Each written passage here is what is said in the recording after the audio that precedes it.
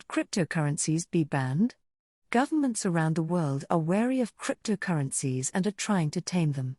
In a recent interview to Bloomberg Television, Bill Gates, the world's richest college dropout and third richest man, raised doubts about Bitcoin, the world's most popular cryptocurrency.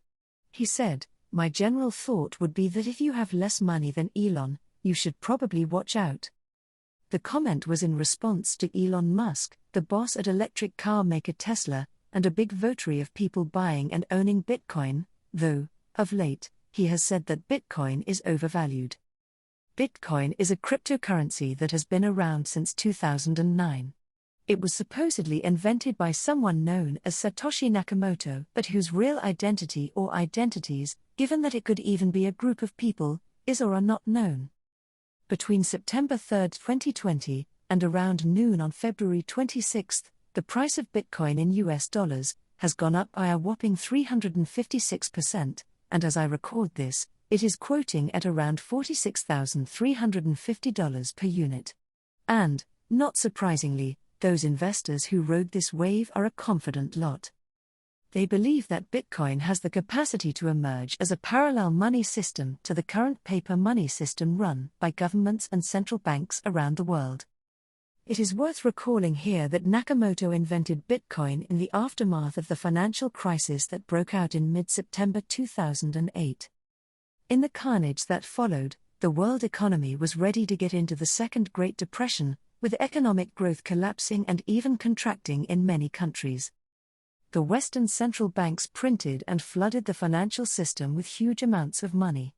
The idea was to drive down interest rates and encourage people to borrow and spend, and businesses to borrow and expand, with the hope that all this would drive economic growth. This ability of central banks to create paper money out of thin air is referred to as the debasing of currency. In an earlier era, before World War I, much of the world was on a gold standard. Paper money was backed by gold, or silver, in some cases. In other words, the paper money was basically worth a certain weight of gold. Citizens could actually go to a bank and exchange their paper money for gold.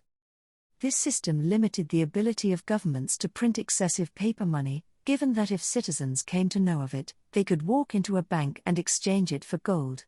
Hence, there was a danger of banks running out of gold if enough people wanting to convert their paper money into gold turned up at the banks. This system got gradually dismantled between 1918 and 1971 as many countries around the world faced economic problems between and after the two world wars. Also, as more countries of the world moved towards democracy, they realized that they needed a more flexible money system than the gold standard.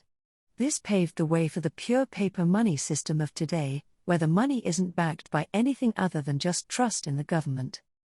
Nakamoto clearly didn't like the ability of the government and the central banks to create paper money out of thin air by printing it, or creating it digitally, for that matter. As he wrote on a message board in February 2009, the central bank must be trusted not to debase the currency, but the history of fiat currencies is full of breaches of that trust. Banks must be trusted to hold our money and transfer it electronically, but they lend it out in waves of credit bubbles with barely a fraction in reserve. Nakamoto looked at a central bank's ability to debase paper money as abuse of the trust people had in it. And Bitcoin was supposed to be a solution for this breach of trust, a cryptocurrency, which did not use banks or any third party as a medium, and the code for which has been written in such a way that only 21 million units can be created. Currently, the number of Bitcoin in existence stands at 18.64 million units. Further, the paper money system, which is run by governments and central banks, is ultimately in the control of individuals running these institutions. The Bitcoin system is decentralized and has no owner. These are the reasons offered by those who believe in Bitcoin as to why the price of this cryptocurrency keeps going up and why it is the future of money. But is that actually the case? Not really. Here are 3 reasons. 1. The rise of Bitcoin and other cryptocurrencies challenges the monopoly of the government and central banks to create money out of thin air. Hence, it is difficult to believe that governments around the world will let cryptocurrencies flourish. As Finance Minister Nirmala Sitharaman told the Rajya Sabha recently, a high-level inter-ministerial committee, IMC, to study the issues related to virtual currencies, recommended in its report that all private cryptocurrencies, except any virtual currencies issued by the state, be prohibited in India. The U.S. Treasury Secretary, Janet Yellen, has also come down hard on cryptocurrencies in the recent past. 2. There is a limit to the number of Bitcoin that can be mined. While this is true in the context of just Bitcoin, it isn't true in the context of cryptocurrencies in general. Anyone with enough technical knowledge can start a cryptocurrency in his or her own backyard. And, indeed, people do so all the time. The point here is that the number of Bitcoin may not go up, but the number of Bitcoin-like assets will continue to go up in the years to come, as newer cryptocurrencies keep getting launched. This also means that there is a distinct possibility that in the time to come, some new cryptocurrency might displace Bitcoin as the most popular cryptocurrency. Given this, Bitcoin believers are comfortable with the idea of a free market in money, where different forms of money compete with one another, and the ones the market believes are the best come out on top. While competition in products is essential so that consumers get the best deal, the same cannot be said when it comes to different forms of money competing with each other.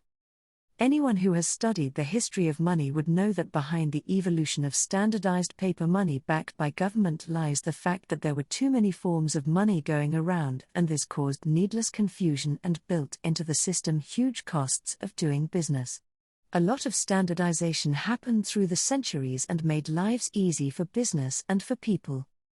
This is not to say that this system is perfect and there are no problems with it. But what the cryptocurrency believers propose is financial anarchy, with anyone and everyone being allowed to start their own money system. That's not going to happen. 3. While the price of Bitcoin has gone up by more than 350% since September, there has been great price fluctuation along the way. On February 21, the price of Bitcoin was $57,434.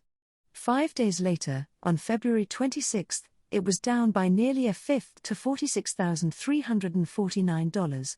Or take the period of 6 days between February 15 and February 21, when the price of Bitcoin rose by a fifth, or 20%, to $57,434. If Bitcoin were actually money, what would this mean? When the price of money goes down, the price of things one can buy with it goes up, inflation. When the price of money goes up, the price of things that one can buy with it goes down, deflation. If Bitcoin was money, given the volatility in its price, the world would be jumping from inflation one day to deflation the next, all the time. Any form of money to be accepted as such cannot exhibit such huge fluctuations. It cannot be going up by 20% in a period of 6 days and then coming down by 20% in the next 5 days. As the author and philosopher Nassim Nicholas Taleb tweeted on February 12 with regard to Bitcoin, a currency is never supposed to be more volatile than what you buy and sell with it. Of course, all these reasons cannot stop the value of Bitcoin from going up as long as enough people keep believing that it will go up and keep buying it. The limited supply will keep pushing up its value. But this makes Bitcoin an excellent object of speculation, not a current or even future form of money. At the end of the day, Bitcoin is going up simply because Bitcoin is going up. Don't intellectualize it. Don't go looking for reasons for it.